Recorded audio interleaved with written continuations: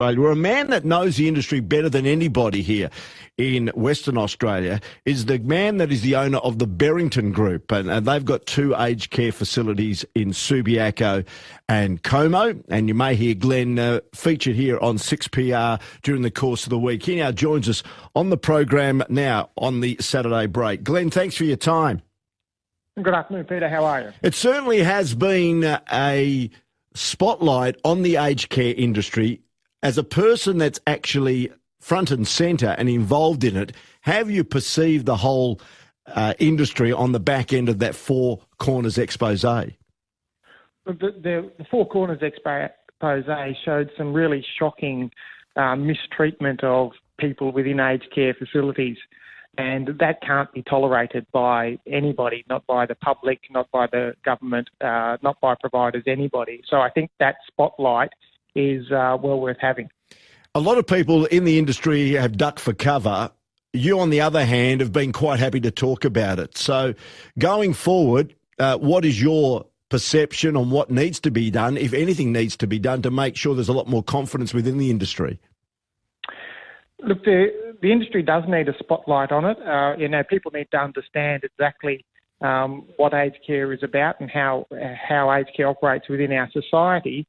And currently, what we see, with the mistreatment of our elderly can't be tolerated at all. And so we need to have a conversation about that as a society. And that's what we're doing at the moment, and shed a spotlight onto aged care and see, for the society to say, this is the aged care that we want going forward. It's interesting what you say there about maybe the abuse of older people in aged care. Now, there's been a call from people who certainly would like to have an opinion on this about saying, well, why don't we put cameras in the rooms of aged care so we can monitor exactly how the people are being treated? Yeah, that's an interesting point, isn't it? I don't know about you, but I wouldn't be too keen on having a camera, say, in my bedroom or in my bathroom or in my toilet. And just because people get older, it doesn't mean we fear that they might be being mistreated. It doesn't take their rights away to privacy and dignity and all those sorts of things. So that really has to be carefully balanced within our society. We certainly want a safe aged care environment, but we don't want to take away people's rights in getting there. It's so important, isn't it? Without aged care, we can't function as a society. This is a very important part of our community, and it needs to be nurtured. And if it needs to be tweaked, if we term it that way, then let's spend money to make sure we get it right. Yeah, if residential aged care wasn't an option, that means the people in residential aged care would either be cared for in their home by their families or by the community, or in our hospital system. And, aged care grew up out of the hospital system to start off with because as a better solution to care for our elderly. So we certainly need it within our society. There's no doubt about that. But we want a safe system, and we want to treat our elderly with respect, and we want to honour them. How we treat our elderly is a really big indicator on society and how it, respecting your elders is something that every society wants to do. Now, I'm a baby boomer, and it appears that the baby boomers have been the ones that have been, certainly critical and have run the aged care industry. That is the baby boomers. But now that they've got their parents at the age where maybe they need the aged care care, if we can term it that way, like Berrington and other, of course, aged care facilities, they reckon that the system is not good enough. Yet it's these people that have been running the system. Would that be fair to say?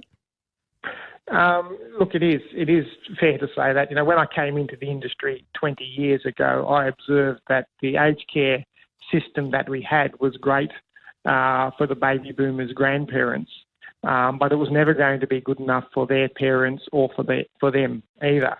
So, and we're seeing that change now. This is what this is all about. This is about us redefining what aged care is actually about. And, the volume of people coming through into the system is going to be a lot more.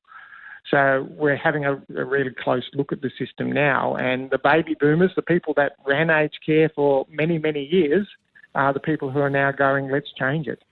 I know you're very proud of what you've got and what you've achieved with your facilities, but there are some that need a good shake-up, to be fair to say, correct? There's some that really have been left behind. Yeah, look, when we see those Four Corners programs and instance of abuse, it's a bit like childcare, if you like. Even one case of somebody being abused is not good enough. And if that's happening within our aged care facilities, then that's not good enough. We actually have had an aged care system that's gone through an accreditation process since, the new Aged Care Act came in 1997. Accreditation started in about 99. And so we've been going nearly for 20 years with an accreditation system, and yet we still have instances where we're saying that the aged care system is not meeting expectation. So there's something that's not working within it, whether there's not enough funding. There's certainly plenty of regulation, but there is something about the system currently that isn't working. So you're saying this expose on Four Corners and the fact that they in some ways displayed abuse of older people in aged care is what sometimes we need in all industry, in all businesses. It's a heck of a wake-up call. It is a heck of a wake-up call, isn't it? When you view that footage, I don't think there'd be any Australian that wouldn't have been appalled with what we saw in that footage. I certainly hope that for other industries it doesn't take that kind of footage to wake them up. But certainly within aged care itself, we need the spotlight. We need to understand as a society what we want and to articulate that, because I can tell you that everybody within the aged care industry, whether it be a consumer, whether it be a provider, whether it be the government, every single person wants to provide what people want and wants to get it right. And I suppose as we leave you, Glenn, the main thing is we're talking aged care, but the most important word out of those two is care. Knowing that people can go in there and be looked after and in the end, in the twilight of their life, enjoy their final experience. Absolutely. Ageing brings disability with it, and it's the disabilities of ageing that we provide for. So when a person can't do something for themselves any longer, then we step in to assist them to be able to do that. Not to do it for them unless they're at that stage where they can't do for themselves, but to assist them so they have dignity and pride and respect and all those things that go along with it so they can continue to live a full and meaningful life.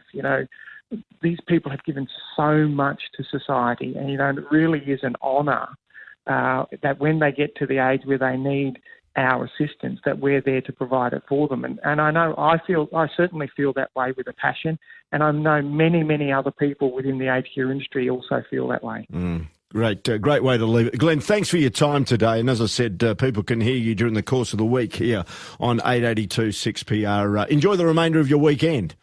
I will do. Thank you. Thank you. Glen Gillingham there, the owner of the Berrington Group, also very much a spokesperson for aged care matters here in Perth, Western Australia. Nice to touch base with him.